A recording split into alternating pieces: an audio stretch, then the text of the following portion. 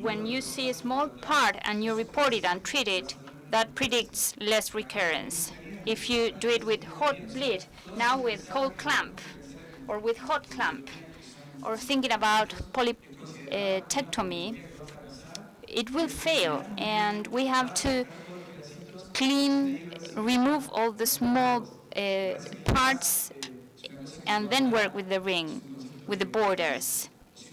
The clamp is the most possible solution for us here in Argentina. Well, I believe that the two techniques of the groups are true endoscopic techniques. I'm talking about a lancet and of coagulating. This has to be used.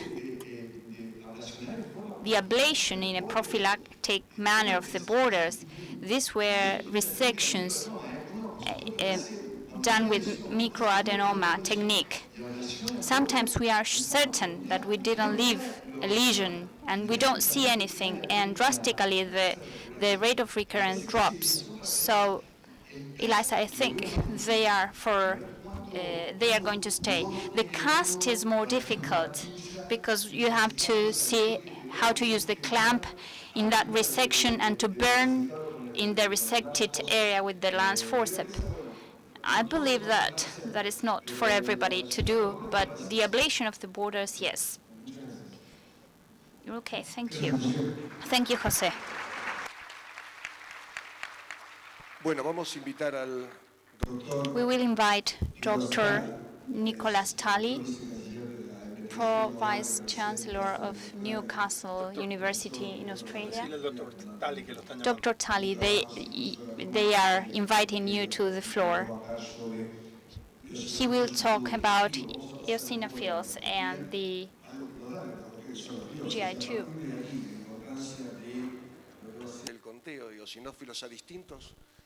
And the count of eosinophils in the digestive tube and how this marks different pathologies, one of them complex or rare, and things that we'll talk about throughout the conference. Thank you, doctor. Muchas gracias, es un placer estar acá. Espero que vean mis filminas, eso va a ser más interesante. Es un placer estar acá.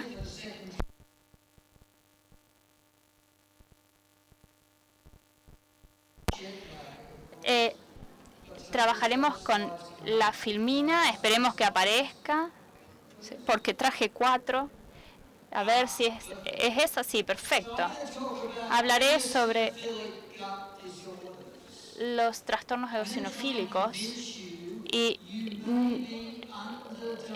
les trataré de convencer de que quizás estén no diagnosticando bien a estos pacientes. Intentaré convencerlos de que hay nuevas enfermedades eosinofílicas que recientemente se identificaron y que pueden ser importantes de detectar. Y también voy a hablar brevemente sobre la terapia, porque hay novedades, enfoques terapéuticos nuevos que pueden cambiar la práctica también. Sobre esto hablaré en esta sesión. Espero poder hablar sobre esto. ¿Podrían mostrarme, por favor, la otra filmina? Gracias. Como saben, hay un espectro de enfermedades eosinofílicas de las que conocemos de los libros de texto. Están las enfermedades eosinofílicas primarias, por ejemplo, la esofagitis eosinofílica, de la que no hablaré mucho hoy, pero es una enfermedad en aumento. Hay también una enfermedad rara llamada gastroenteritis eosinofílica o colitis eosinofílica también tenemos en el tubo gastrointestinal y también afecta a otros sistemas u órganos. Hablaremos en esto brevemente. También tenemos enfermedades eosinofílicas secundarias que aumentan los eosinófilos y probablemente y no estamos apreciando. Por ejemplo, la fuga entre el aumento o la unión entre el aumento de los eosinofílicos y las distintas enfermedades. Y hay nuevas enfermedades que están también unidas a la eosinofilia intestinal, y hablaré sobre esto brevemente, sobre la dispepsia disfuncional y el síndrome de intestino irritable, porque créanlo o no, hay más evidencia que sugiere que hay personas con estos trastornos, pacientes con estos trastornos, que tienen una patología intestinal, y entonces hay un cambio en nuestro abordaje y en el pensamiento sobre estas enfermedades. Los eosinófilos están presentes generalmente en todo el tubo gastrointestinal, excepto en el esófago. Así que la constitución normal responde a una constitución normal. Los temas acá importantes se dan porque los eosinófilos son normales y la patología, el patólogo, si ustedes son patólogos, pueden perder de vista la enfermedad si no los contabilizan, si no hacen un recuento de eosinófilos. No van a diagnosticar correctamente. El punto importante acá es que son una parte normal de los constituyentes, pero un aumento en el recuento de eosinófilos y la degranulación de los eosinófilos puede llevar a una patología intestinal o síntomas intestinales y resultados que son significativos para el paciente. Y por eso es importante hacer este conteo de eosinófilos. Hablaré un poco sobre las enfermedades intestinales primarias relacionadas con los eosinófilos, con el enfoque en la gastroenteritis eosinofílica, que es importante reconocer. La mayoría de las de las charlas que escucharán hoy tendrán esofagitis eosinofílica, el enfoque aquí. Y así que yo no voy a hablar sobre esto, excepto hasta esta tarde. ¿Cómo diagnosticamos el aumento en el tejido eosinofílico? Y la respuesta es que tenemos que sospechar y tomar biopsias. Si no tomamos biopsias, muestras de biopsia, generalmente vamos a perder esto. Y el otro problema es que la enfermedad puede ser variable o inestable de una biopsia a otra. Entonces con una o dos biopsias podemos no ver la enfermedad. Así que con esofagitis eosinofílica tenemos entre 4 y 8 biopsias de los esófagos distal y proximal que se necesitan para no errar el diagnóstico. Así que 1 o 2 biopsias son insuficientes. Para la gastroenteritis eosinofílica se tienen que tomar múltiples biopsias del estómago, del fondo y del duodeno, preferentemente desde el día 1 y el día 2. Así que el mensaje para los clínicos es que si sospechan que puede ser una enfermedad intestinal y eosinofílica, deben tomar más de 2 biopsias. Aunque la mucosa se vea normal, y si ustedes sospechan, tomen más biopsias. Sé que es costoso, pero será más costoso no hacer esas biopsias. Nuestro trabajo es diagnosticar correctamente, no hacer un diagnóstico errado. El punto de corte es 15 en reflujo. Tenemos más de 60 milímetros cuadrados, pero recuerden que hay pacientes con bajo grado de eosinofilia esofágica que puede no estar relacionada con reflujo esofágico, y algunos de estos pacientes quizás pueden tener casos tempranos de EOE, esofagitis eosinofílica. Esto no es poco común, este bajo grado de eosinofilia, esofagitis eosinofílica relacionada con GERD o reflujo.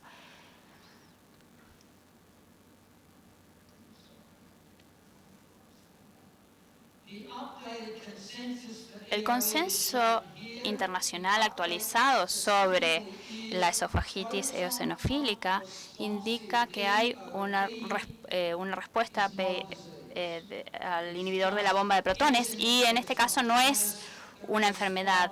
Es una esofagitis que responde a PPI, al inhibidor de la bomba de protones. No hay tal caso como una enfermedad separada llamada respuesta del inhibidor de la bomba de protones. Eso no está bien nombrado según los expertos que han trabajado sobre este tema.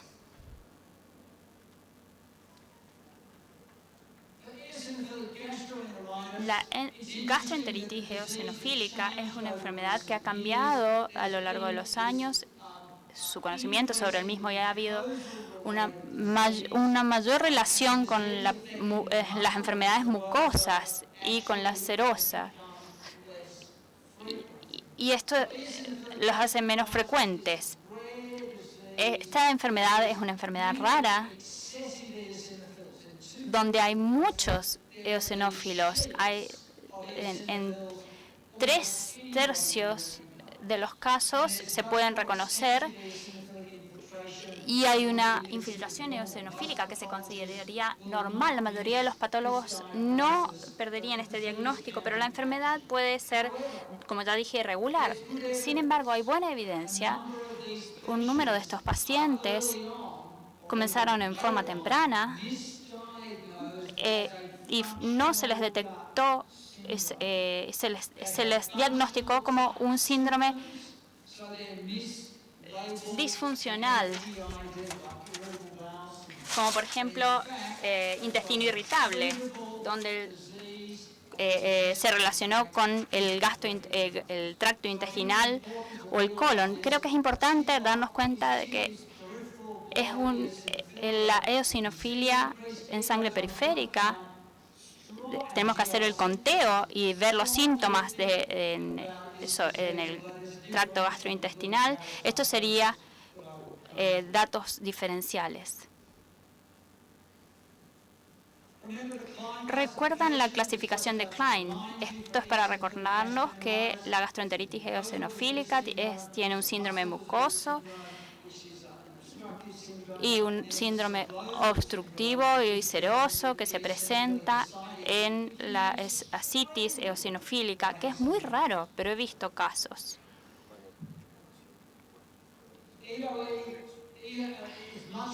La esofagitis eosinofílica es mucho más común que la gastroenteritis eosinofílica.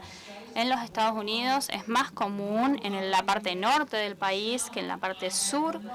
No sé por qué, qué pasa en el sur de los Estados Unidos en términos de esta enfermedad y de Sudamérica y su epidemiología. Esta es información publicada sobre los Estados Unidos. No puedo hacer andar muy bien. Si observan la información sobre la epidemiología de la gastroenteritis eosinofílica y la colitis eosinofílica, tienen toda esa información a disposición. Con respecto al diagnóstico del eje mucoso, tiene síntomas clínicos relacionados en forma básicamente con las biopsias. De vuelta, no tenemos que tomar la cantidad suficiente de biopsias para hacer un buen diagnóstico. Si tenemos más o menos 20 eosinófilos por HPF. Y en este caso tenemos que sospechar fuertemente de que este es el diagnóstico. Las apariciones endoscópicas pueden ser normales, pero pueden verse ulceraciones, no se pueden ver lesiones por pólipos ni eritemas. Y en términos de la capa muscular, ocasionalmente obstrucción, síntomas de obstrucción. A veces tenemos biopsias gruesas para analizar esto y vemos la eosinofilia dramática en estos casos. La patogénesis, creemos que tiene una proporción menos significativa de casos de síndrome relacionado a las alergias a las comidas. En algunos casos, en muchos de ellos, está asociado a IgE y puede estar relacionado con los mastocitos y los eosinófilos y causar daño.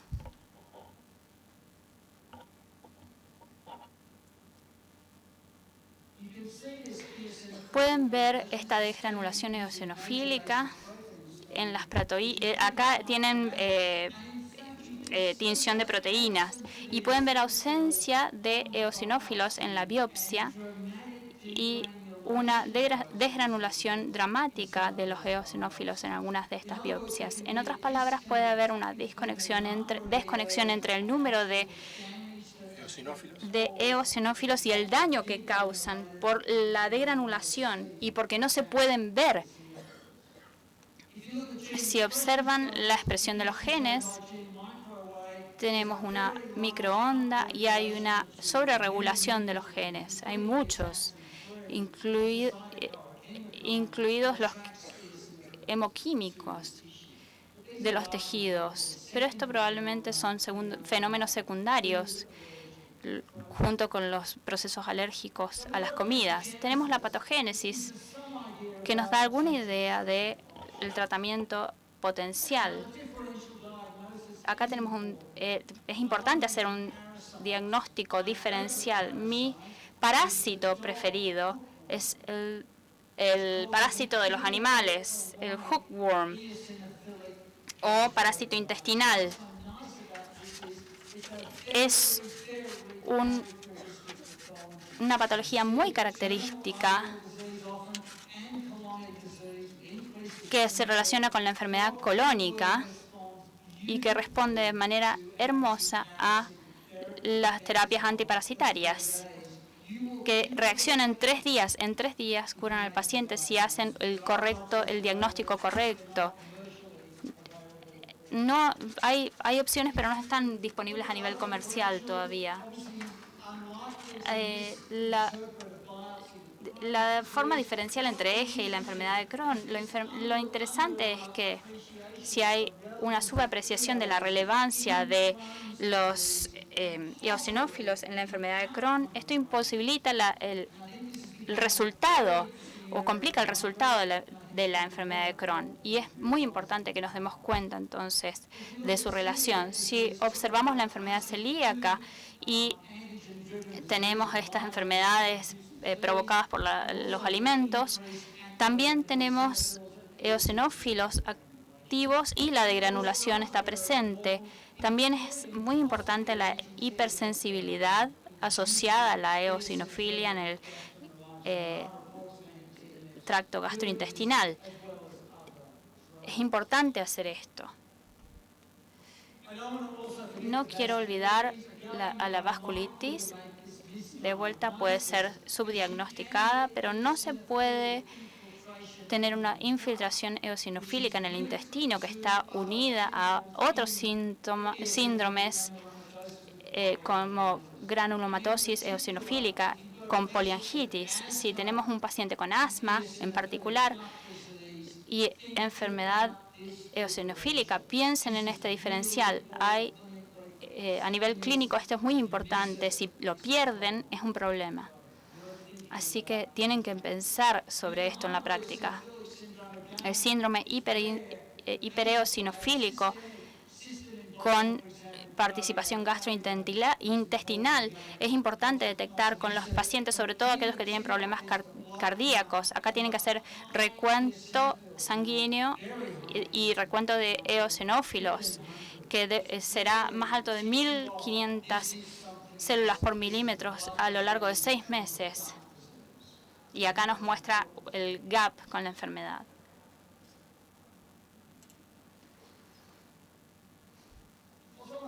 También quiero mencionar el píloro. H. pylori es una eosinofilia gástrica aumentada, lo que generalmente causa problemas en interpretación. Vamos a ver un aumento en la eosinofilia en la biopsia gástrica de el H. pylori en pacientes positivos. Y también es interesante ver que en esas áreas donde, o en esos pacientes que tienen con una prevalencia baja de H. pylori, tenemos mayor prevalencia de esofagitis eosinofílica. Es una relación inversa entre H. pylori y las enfermedades eosinofílicas. Con respecto a estas otras enfermedades, lo interesante es cómo se sobreponen, y dijimos que hay un mal diagnóstico. Acá tenemos un caso de pacientes con un paciente de dispepsia funcional, dolor epigástrico, con gastroenteritis, náuseas, vómitos, y fue difícil diagnosticarlo. Y una vez que se lo diagnosticó, este paciente respondió bien al tratamiento con esteroides orales. Pero también observamos la dispepsia no asociada con la gastroenteritis eosinofílica, y hemos identificado que hay un subgrupo de pacientes, como de 40%, que tiene una duodenitis eosinofílica, con un aumento en la eosinofilia, en los síndromes de eosinofilia del duodeno, ligado a la saciedad. Y este trabajo hecho en Bélgica y en otros lugares del mundo mostraron un aumento en la infiltración de los eosinófilos y un aumento en la degranulación de los eosinófilos, también un aumento en los mastocitos, aunque esto no está en nuestras manos. Lo que es más, tenemos esta disfunción neuronal en el duodeno, con casos con esta patología. Los nervios submucosos del duodeno tienen una estructura normal, pero están fisiológicamente anormales. Hay un proceso neuronal con desinflamación y un trastorno intestinal que no tiene patologías. Y dicen, bueno, en realidad esto es incorrecto. Sí hay patologías, hay que buscarlas. Si no, vamos a diagnosticar mal. Because the pathologist will tell you the biopsies are normal until you count.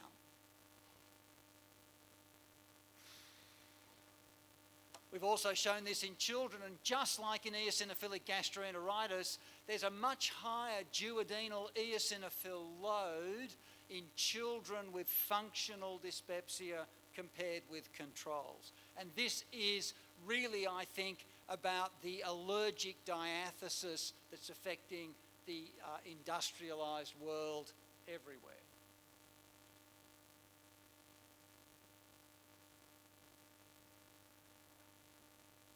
All right. And then there's another disorder as well I'm sure you know about, irritable bowel syndrome with diarrhea predominant IBS. And what's been interesting here is there's been lots of work in the microbiome of IBS, but there's also been work that we've done looking at a particular bacteria, and you can actually see the bacteria lining that Warthin starry silver stain, that brown stained biopsy. You see that black line at the top, that very black line? They are densely adherent bacteria lining the mucosa of the colon. Some of those bacteria are actually invading the colon. And what's more, there's a very specific pathology we've identified in this syndrome. They have an eosinophilic, very mild but very clear eosinophilic colitis. Again, missed by pathologists until we looked. And we believe this organism may play a role in IBS-D in some cases. So how do we treat eosinophilic gastroenteritis? Remember, eosinophilic esophagitis, our treatment is dietary and swallowed steroids. In eosinophilic gastroenteritis, it's also dietary approaches.